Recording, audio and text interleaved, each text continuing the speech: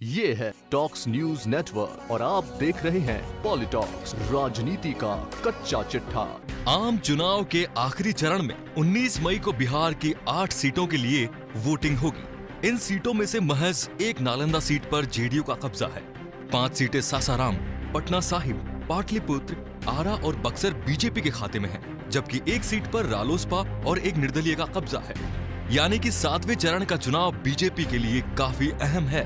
7वें चरण के मतदान के ठीक पहले एनडीए की सहयोगी जेडीयू ने बिहार को विशेष राज्य दिए जाने की अपनी पुरानी मांग फिर से दोहराना शुरू कर दिया है। पार्टी के वरिष्ठ नेता केसी त्यागी ने एक प्रेस कॉन्फ्रेंस में कहा, हम 15वें वित्त आयोग के सामने बिहार को विशेष राज्य का दर्जा देने की मांग रखेंगे, क्योंकि बिहार के सर्वांगीण विकास के लिए यही स्थायी समाधान है। बिहार का सर्वांगीण विकास तभी संभव है जब बिहार को विशेष राज्य का दर्जा दिया जाएगा। जेडीयू के दूसरे नेताओं ने भी केसी त्यागी के बयान का समर्थन किया है। इतना ही नहीं, जदयू ने उड़ीसा के सीएम नवीन पटनायक की उस मांग का भी समर्थन किया है, जिसमें उन्होंने उड़ीसा को विशेष राज्य का दर्जा दिए जाने की मांग की है। पार्टी का मानना है कि पिछड़ेपन के चलते बिहार और उड़ीसा दोनों को विशेष राज्य का दर्जा दिया जाना चाहिए। जेडीयू के अनुसार बिहार के मुख्यमंत्री नीतीश कुमार लंबे समय से बिहार को विशेष राज्य का दर्जा देने की मांग कर रहे हैं और अब नवीन पटनायक ने भी यही मांग की है। दोनों ही राज्य पिछड़े हैं और बाढ़, तूफान और सूखे जैसी प्राकृतिक आपदाएं अक्सर आती हैं। इन राज्यों के संसाधन का एक बड़ा हिस्सा इन आपदाओं से निपटने में जाया हो जाता है। इसलिए दोनों राज्यों को विशेष राज्य का दर्जा मिलना चाहिए। लोकसभा चुनाव का आखिरी चरण पूरा होने से पहले ही जेडीयू का फिर से विशेष राज्य का मुद्दा उठाना कई सवाल खड़े करता है। क्या जेडीयू के रुख में ये बदलाव नतीजे आने के बाद बिहार की राजनीति में बड़े उलटफेर होने की ओर इशारा कर रहा है? क्या नीतीश कुमार का बीजेपी से फिर से मोह भंग हो गया है? क्या जेडीयू ने विकल्प तलाशना शुरू कर दिया है? जानकार बताते हैं कि तमाम सर्वेक्षणों में बीजेपी को कम सीट मिलने का अनुमान लगाया गया है।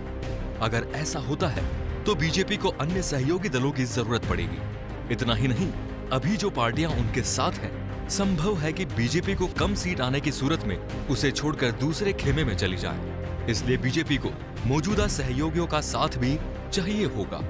जदयू का शीर्ष नेतृत्व इससे अच्छी तरह वाकिफ है और उसे ये भी पता है कि ऐसे मौकों पर ही बीजेपी पर दबाव डाला जा सकता है।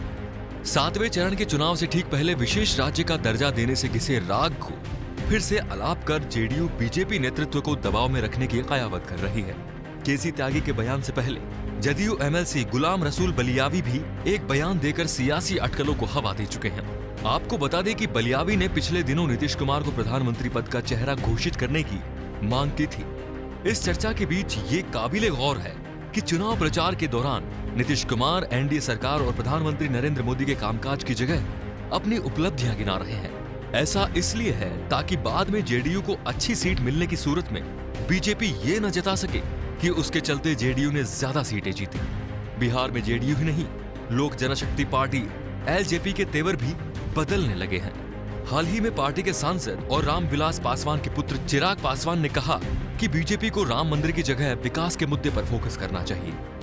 राजनीतिक विश्लेषकों का मानना है कि चुनाव परिणाम के बाद बिहार में सियासी उलटफेर की संभावनाएं सबसे ज्यादा हैं, क्योंकि जेडीयू और एलजेपी हर हाल में ये कोशिश करेंगे कि सत्ता में बने रहें। अगर केंद्र में एनडीए की सरकार बनने की संभावना कमजोर होती है तो जेडीयू और एलजेपी खेमा भी बदल सकते हैं। एलजेपी मुखिया को वैसे भी चुनावी मौसम विज्ञानी कहा जाता है, क्योंकि वो हमेशा सत्ताधारी पार्टियों के साथ ही गठबंधन करते हैं। इधर पिछले 7-8 सालों में जेडीयू ने भी जिस तेजी से अपना खेमा बदला है, उसे देखकर पुख्ता तौर पर यह नहीं कहा जा सकता है कि आने वाले समय में वे अन्य गठबंधन में शामिल नहीं होंगे। गौरतलब है कि आम चुनाव से पहले सीटों के बंटवारे को लेकर भी जेडीयू ने बीजेपी पर खासा दबाव बनाया था, जिसके चलते ही बीजेपी को जीती हुई 5 सीटों का नुकसान उठाना पड़ा और महज 2 लोकसभा सीटें जीतने वाले जेडीयू को 17 सीटें दी गई। जानकार बताते हैं कि क्षेत्रीय पार्टियों के लिए इस तरह के मौकों का फायदा उठाना आम बात है।